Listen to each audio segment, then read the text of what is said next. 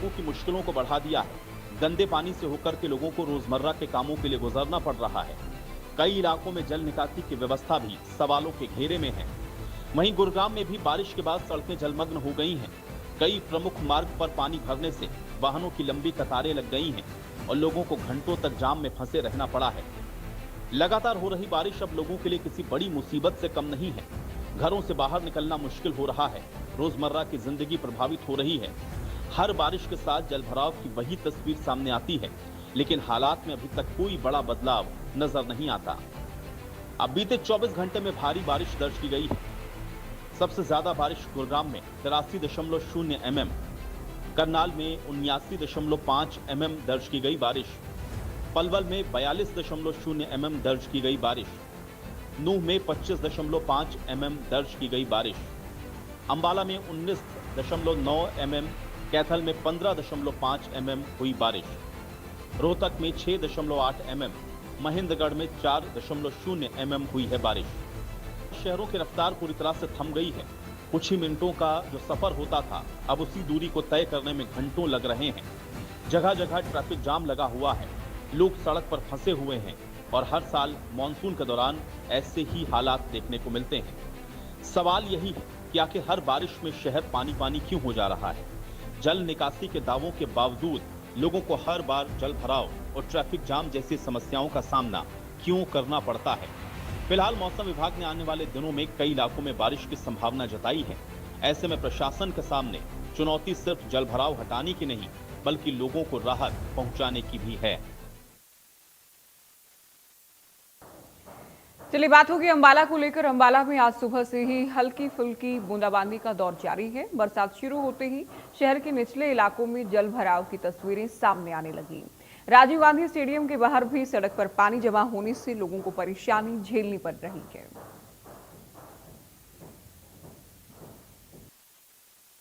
अंबाला में आज सुबह से ही बूंदाबांदी शुरू हो चुकी है। जैसा कि मौसम विभाग ने भी बताया था कि आज 100% बारिश है, तो आज 100% बारिश मौसम विज्ञान की जो चेतावनी थी वो कहीं ना कहीं ठीक होती नजर आ रही है। अंबाला में आज सुबह से ही बूंदाबांदी हो रही है और बूंदाबांदी के कारण अंबाला में हमेशा रहता है कि जल भराव हो जाता है।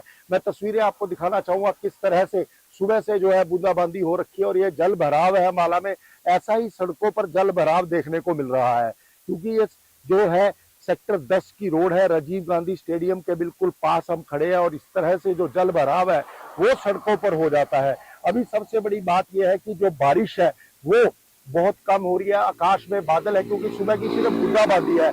अगर कहीं तेज बारिश आ जाती है और तेज बारिश से पूरा अंबाला जो है वो डूब जाता है। मैं आकाश में दिखाना चाहूंगा किस तरह से जो बादल है वो छाए हुए हैं और ये देखिए किस तरह से जो बिल्कुल पानी का जल भराव है वो कहीं ना कहीं देखने को मिल रहा है। अभी जल भराव इतना नहीं है क्योंकि जो बूंदाबांदी है वही हुई है और बूंदाबांदी के कारण जो है जल भराव की समस्या हमेशा ही रह जाती है। मैं बात भी करना चाहूंगा लोगों से, आपकी बात भी करूंगा। देखिए पूरा जो जल भराव है वो कहीं ना कहीं देखने को मिल रहा है और इसी तरह का जल भराव हर जगह रहता है अंबाला में सिर्फ बारिश के कारण। तो 7 जुलाई से लगभग पूरे ही प्रदेश में बरसात हो रही है। आने वाले कुछ घंटों की बात करें तो 15 जिलों में फिर से बरसात होने के, इसको लेकर अलर्ट भी जारी किया गया है। पानीपत की बात होगी, सुबह 4 बजे से बरसात हो रही है। आने वाले कुछ घंटों में फिर से बरसात होने की चेतावनी मौसम विभाग ने दी है। लोगों को इस बरसात में आइसोलेटेड रहने का सुझाव दिया गया है। तापमान की अगर बात करें तो तापमान में लगातार गिरावट भी हो रही है। जो तापमान 43 डिग्री के पार था, अब लुढ़क कर 25 डिग्री पर आ गया है। रात और दिन के तापमान में केवल 1 डिग्री का फर्क रह गया है।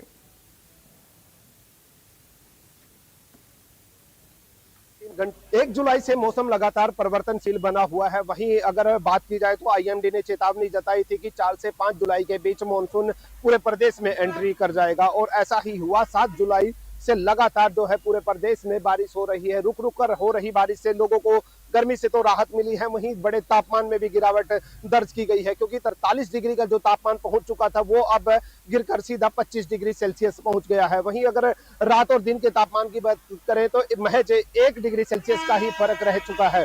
वहीं आज की बात की जाए तो यानी 9 जुलाई की बात की जाए तो सुबह 4 बजे से ही लगातार पूरे प्रदेश में बारिश हो रही है, रुक रुक कर बारिश हो रही है। वहीं 3 घंटे के अंदर फिर से आईएमडी ने चेतावनी जताई है कि आने वाले 3 घंटों के अंदर बरसात एक बार फिर होगी और इस बार की जो बरसात होगी वो थोड़ी भारी बरसात की जो है अनुमान जताया जा रहा है, जिससे लोगों को राहत तो होगी ही, एक कुछ आफत भी लोगों के लिए बन सकती है, क्योंकि पानीपत का जो ड्रेनिंग सिस्टम है वो बिल्कुल बदहाल पड़ा है, जगह जगह जल भराव की स्थिति है। वहीं अगर जो सड़कों की चौड़ीकरण का काम जो चला हुआ है उसके कारण जो नाले उखाड़े गए हैं उसके कारण जाम की स्थिति सड़कों पर बन सकती है। वहीं बार बार आईएमडी अब जो है चेतावनी जता रही है कि कुछ आने वाले दिनों में 11 तारीख जो है 11 जुलाई तक जो है भारी बारिश की चेतावनी जताई गई है।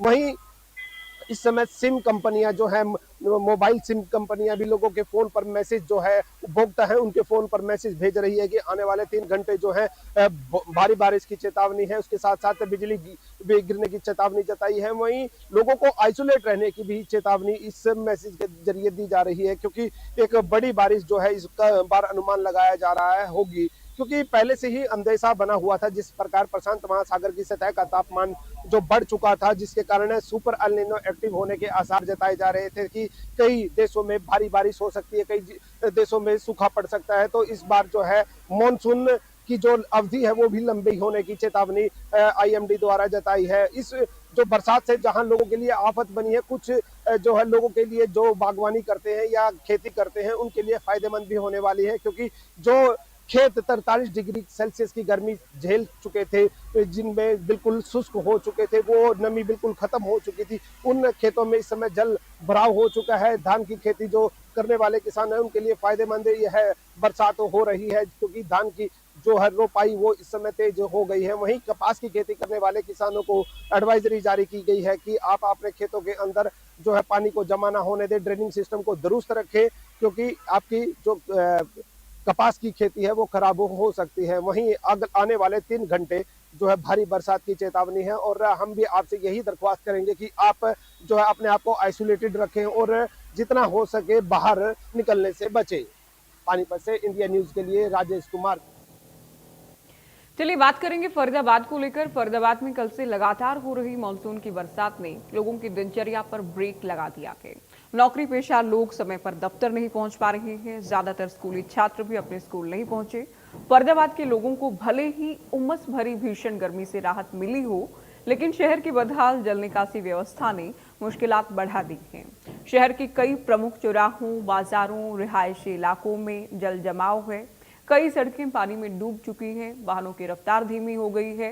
सुबह दफ्तर, स्कूल, अन्य जरूरी कामों के लिए निकले लोगों को जलभराव के चलते परेशानी का सामना करना पड़ा। स्थानीय लोगों का कहना है कि हर साल बरसात के दौरान ये हालात बनते हैं, लेकिन जल निकासी की व्यवस्था में कोई सुधार नजर नहीं आता।